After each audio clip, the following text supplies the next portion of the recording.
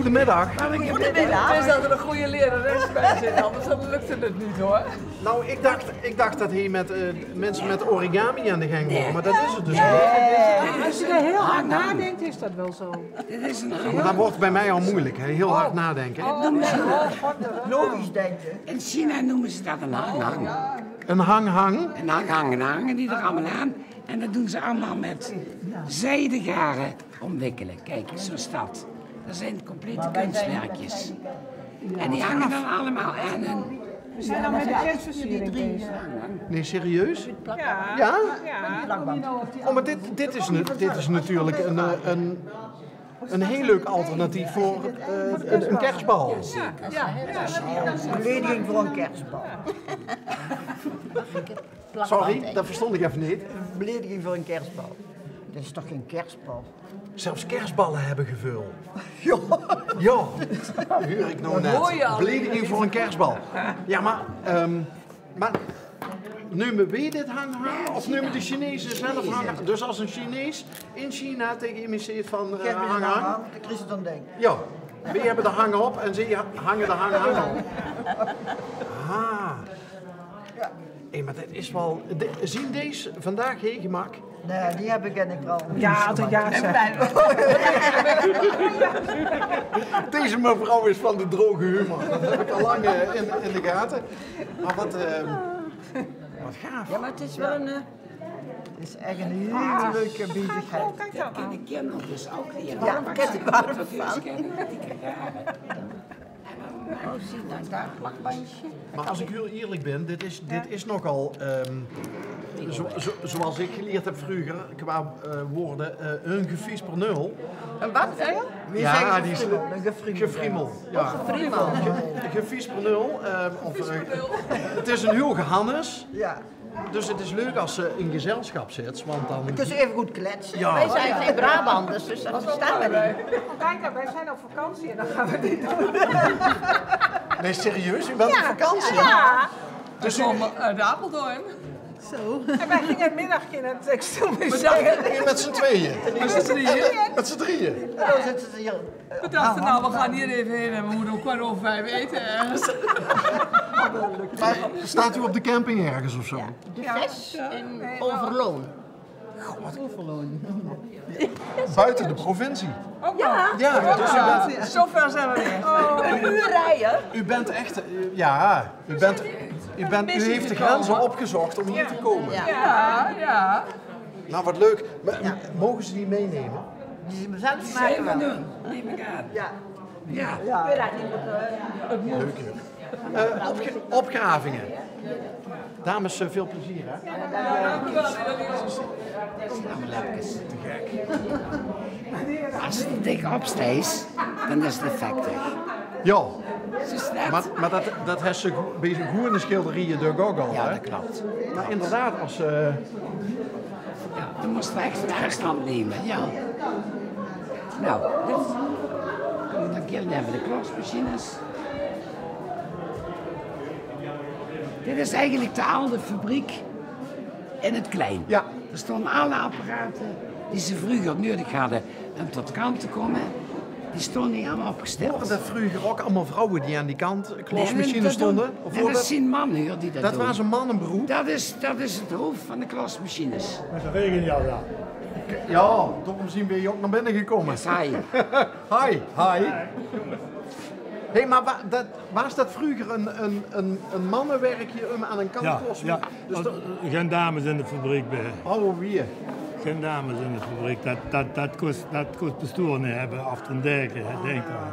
Maar dat was natuurlijk ook hartstikke ongezond in zo'n fabriek met allemaal dat stof wat ook van die machines af. En toen kwam de stoffen af. Maar ja, goed, maar daar wordt toen ook niet naar gekeken. En toen kenden ze ook geen oordupjes. En toen kenden ze dat allemaal niet, want dat maakt ook nog gruwelijk herrie. Joh. Maar ga je er een rijden voor? Dat is het even zus. Wat? En aanzetten even. Is dat? Ja? Ja, doe je even. Ja. Ja, laat gewoon. Kom. Dan hoop ik dat we in deze aflevering ook nog de opgravingen, want dat is dan weer door, Ja, hè? dat mag je. We zullen eerst even de gunst van het kindje laten kijken. Dat is eigenlijk al een ouder kindje. Dit zijn wat nieuwere kindjes allemaal, wat gezellig ontwerpt. Hè. Ja, liefst zo alt mogelijk. Nou, Liefst zo ver mogelijk terug in de tijd. We zitten naar morgen. De machines van me zijn maar zo wat tegen de 100 jaar wat is dit. En die draaien naar een tier. Dan moet ik nog even de stroom opzetten. En dat is net wie dat vroeger overal was bij de smid en bij de timmerman. Hier een motor hè, met een lange as. Ja. En dan Ja. Hij is er net. Anders staat hij dadelijk maar. Wat zegt dat, Marcella? Of hoe deze periode ook de uitdrukking, de klos zien? Ik ben de klos. Best kennen. Hi. Maar dat Kunt ook ja. de uitdrukking, ik ben de klos, ook authentiek misschien. misschien wel, ik weet het niet. Oh, ik dacht misschien verwerkt dat in die broodjes. Kant maken is ook al zoiets. Dat kunt ook overal gebruiken. Oh ja, dan zussen die... Ik leg even zoet. Wat hij zit, één machine met de... Oh, sorry. Hij is niet gezien. Zo. Ik moet even wachten. Leg even zoet. Ja, Oh, dat had ik jou niet gezien. ik ook niet. Hij is er aan de eind. Wacht maar, hier even dadelijk de goede mensen. Ja, dat mag je niet goed werken. Kan ik het hier wel even doen? Ja, precies. We gaan één klossen. Max, zie de kant. Wat je eigenlijk doet, is dat nu een doorn, een busje, Ja, hoe groter dat gemaakt, hoe breder de kant weer. ja. En het mooi maken, dat doe je met tandwielen achter. En dan bestelde mij hoe hard dat je dat naar boven trekt. En daarmee creëer je de kant en gaat het mooi maken. Logisch. In ieder klusje hier, er zit ook een veertje in. En dat veertje dat maakt de spanning op het garen. Om het mooi te maken moet je dus zorgen dat je aan de zijkant recht trekken. Dan zit je ook dat er onder touwtjes daar zitten met kleur zijn. En bepaalt voor mij welk de sterkte van het veertje dat er ook zit. Dat snap ik ook. Dat snappen we nog. En dan gaan we erin aanzetten. Kant maken is eigenlijk niet meer als draaien en kruisen van garen. Hè. Oké. En als je nou kijkt, dan ga je eerst even draaien. Dan zie je het gebeuren. Het kan zien, die stond namelijk op de schut. Die loopt weg en dan komt in terug. En die kan naar die kant, maar je kunt hem ook zo doorheen laten lopen, maar je kunt hem ook weer terug laten lopen. Het is maar net wat daarachter staat. Ik ga hier draaien, ik ga weer naar rechts zitten.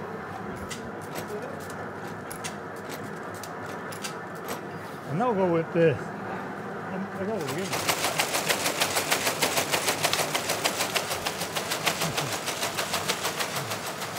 En daarachter zit de patroon erop. Hè. Daarachter zit de elkaar, zeggen ze dat tegen, maar de patroon. Dat is geplaatst met de gatjes, de ton. En je hebt hem een draaien al gelijk. Ja, dat moet ik net zeggen. Alleen dit gatjes en simpel dingen, die bepalen wat hij dat doet. Oké. Ja, bedankt. Hi. Dankjewel. Ja, Oh. En dan gewoon, hij zet het apparaat weer uit. En de motor. Kijk. Vertel ding eens even wat over het Matrixveld. Stel 1. Hallo, Hallo, Bas. ik Onderweg. ben Frank van de historische kring Horst. Maar wat is nou die opgraving? Ik heb van onze archeoloog begrepen dat dit een wagenwiel geweest zou kunnen zijn. Ja? En ze gooiden niks weg natuurlijk, want dat was ook hartstikke kostbaar, alleen van hout, maar ook het vakwerk wat erin zit. Het wagenwiel dat was niet meer functioneel en toen hebben ze het gebruikt als fundering voor een waterput om op te metselen. Met bakstenen. Ja, want zo deden ze dat vroeger, Ja. hè? Ja. Ook in de veen, in de peel en zo. En dan, Ja, wat grappig. ja. Maar dat zo goed bewaard is gebleven. Ja, dat komt omdat het vochtig is gebleven en vandaar staat die sproeier daar ook bij. En ik heb de opdracht gekregen van onze archeoloog om regelmatig eens even te sproeien. Wat cool. Ja. En wanneer is die ontdekt? 3 weken terug. En nu ligt hij al Die hier. ligt hier, dus hartstikke actueel. Ook die lakafdruk die daar gemaakt is, dat is gewoon ook daar ter plekke gevonden en gemaakt. Dat is niet ouder dan 3-4 weken. Hè? En daar hebben we nog allerlei leuke vondsten in de vitrine liggen. Zijn dat nou echt, dat zijn echt authentieke oude beelden van hoe vroeger... Ja, en daar kun je ook aan zien, dit is een sleuf, dat is een zogenaamde rooksleuf. Dat werd gebruikt om het vlas te roken. En het roken werd weer gedaan om de binnenkern die hard was een beetje brosser te maken, zodat ze daarna, zijn ze zo aan het hakken, om die binnenkern kapot te krijgen, zodat je de vlasvezels overhoudt om te spinnen. Geweldig. En dat ding, die rooksleuf die je daar zag, daar is op de kopse kant daarvan is daar zo'n lakafdruk van gemaakt.